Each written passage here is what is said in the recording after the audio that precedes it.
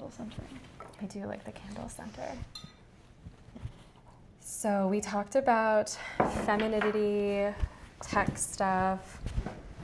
Doesn't it feel really charged in this moment in SF, like more than ever? So crazy.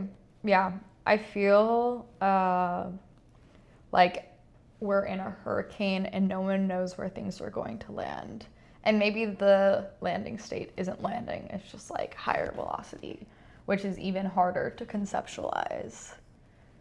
Yeah, it feels like so much is happening in so many spots. It's hard to orient. Yeah. Like, I don't know how people stay up to date on all the tools that are going on. It's insane to me. And what I've started asking a lot of people is how they are staying grounded, because I don't think it's an exaggeration to say that this feels faster and like we're in an acceleration unlike I've ever felt here. Like, even any urge I have to travel, it doesn't feel like this is the time. It really feels like just be here and hold on because we're taking off. What habits or rituals do you have to stay grounded? Such an interesting question. Okay, so this kind of relates to both, but I feel like calling my family is a really big one because they're so outside of the SF bubble. Like, they're not at all engaged in it. Like, my grandparents live on a farm in Oklahoma, and a bunch of cows. And one thing that I was thinking about when you're talking about how quickly it's speeding up, like, my grandma is somewhere in her 80s these days, and she talks about how the life she experienced was the craziest ramp up of technology, and she feels like she hit peak.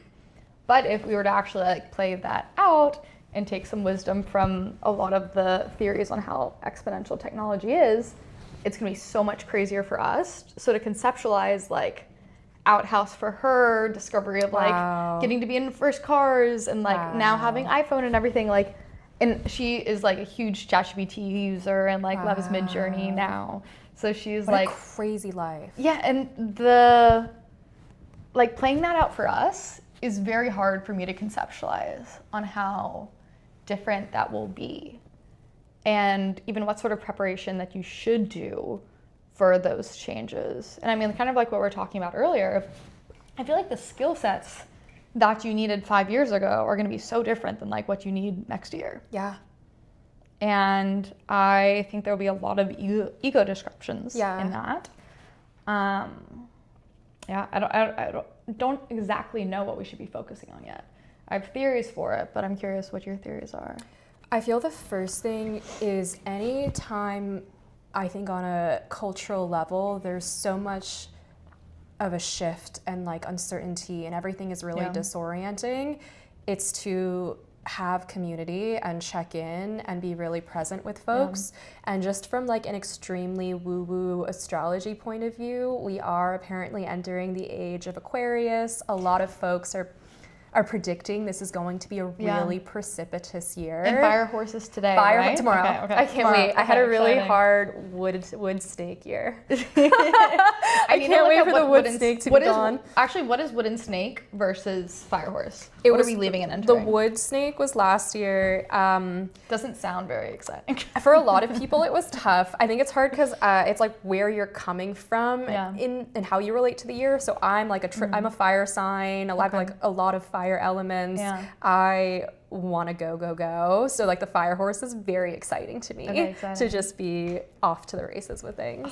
I had this meditation coach who gave me the perfect analogy for a time like this. Is you can feel like you're free falling in life where you like can't catch up and there's so many things going in front of you and like things are going so fast and like that is the state and you just have to learn to like love the free fall and be enjoying the skydive essentially. And that fire energy seems like someone who can like do really well in the skydive there. I love that, and I love the imagery of turning, screams of terror into screams of excitement.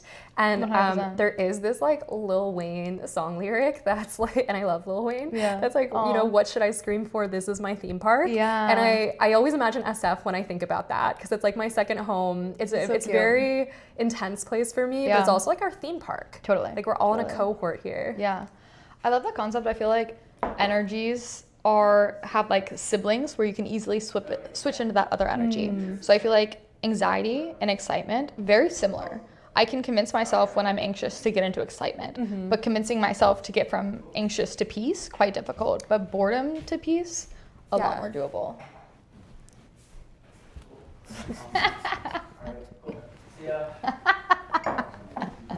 We have a guest speaker. Men are so oblivious, it's crazy.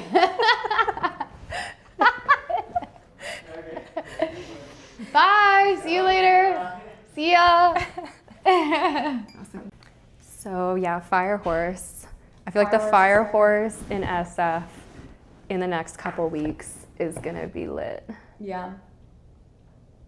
Yeah, I like the mindset of preparing for speed. Yeah. It's like we're preparing for free fall. We're preparing for like being on a roller coaster.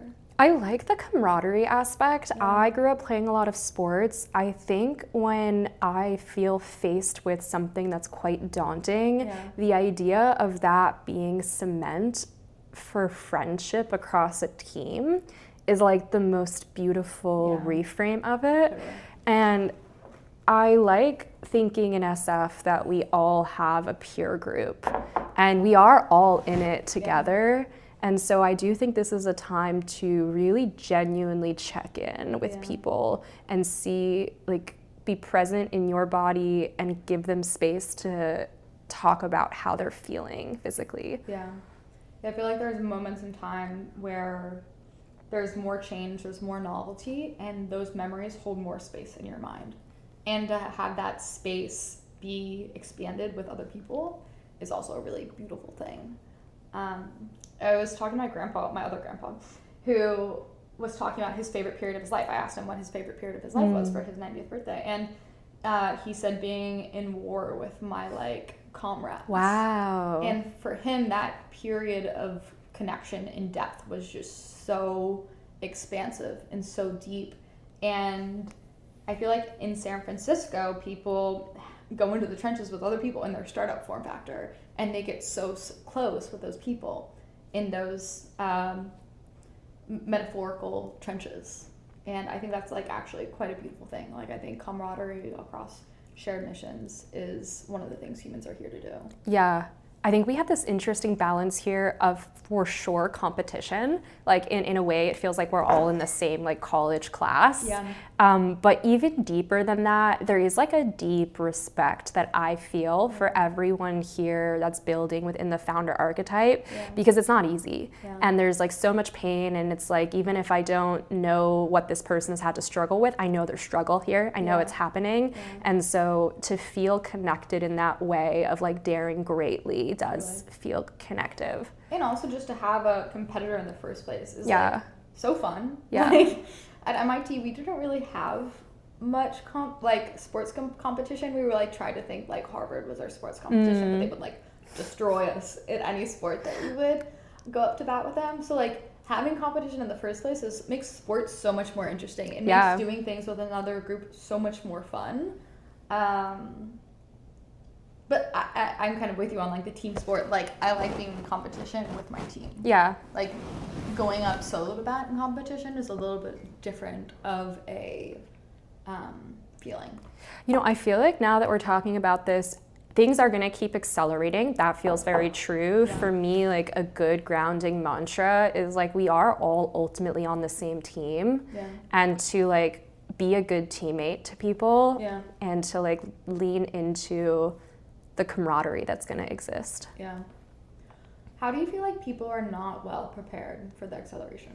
It's specifically in SF. That's such a good question. Like, across the US, it's a very different. Yeah, picture. I think this is my sense. So take it with a grain of salt, but that there are a lot of people who are not in their body here, who are, like, quite cerebral, but beyond cerebral, like, kind of disassociated or untethered or in their really, like, mental space. And I get it. It's, like, very attractive there. A lot of things are happening there. Yeah.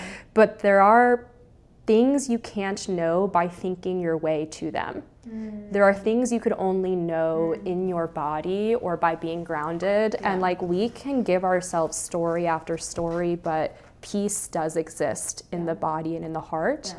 And I would love to see more practices here, or like people presenting from their heart more.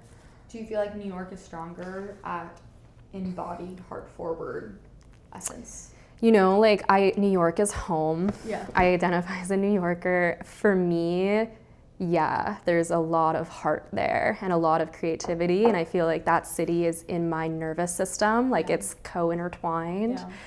Yeah. I don't think that's everyone's experience.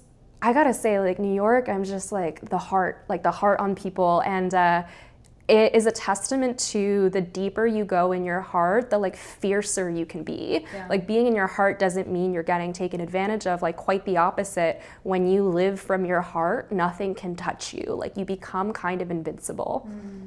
That's interesting. How do you think SF as a society, like I don't think I have a strong awareness of what being so heart-centered is like. Hopefully I get there. How do you think our society in San Francisco would look a little different and feel a little different if people were more in that versus like the ketamine out dissociative state? Well, I also, maybe we'll get